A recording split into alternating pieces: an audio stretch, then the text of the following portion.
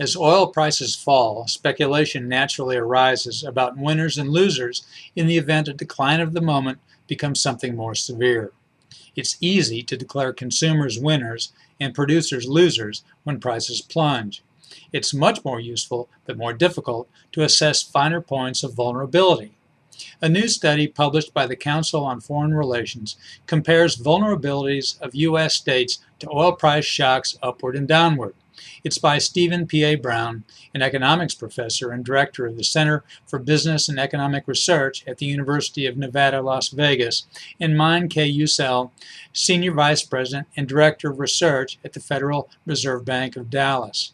The study reaches the unsurprising conclusion that a 25% increase in the price of crude oil would lower employment in 42 states and the District of Columbia and raise employment in 7 oil-producing states and West Virginia for a net U.S. loss of 0.43%. A comparable price slump would, of course, have reverse effects. The largest employment loss percentages among the oil-producing states would be those of Wyoming, Oklahoma, and North Dakota.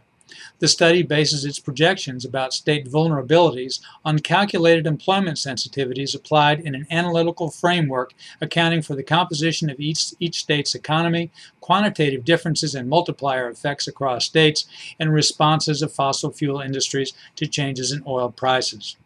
Based on 2000 to 2011 data, the authors estimate that a 10% increase in the price of oil would lower employment by 0.2% in the total U.S. economy and by 0.3% in refining. It would raise employment by 0.24% in coal mining, 0.40% in oil and gas extraction, 0.29% in oil field machinery, and 0.36% in petrochemicals. Anyone in the oil and gas business old enough to have experienced the career dramas of past price cycles will notice the reactivity implied by these numbers. As Brown and Usel describe it, the fossil fuel industries are considerably more responsive to oil price movements than employment in the overall economy. I'm Bob Tippie, editor of Oil and Gas Journal, and that's the editor's perspective that appeared first in text at www.ogj.com on October 11, 2014.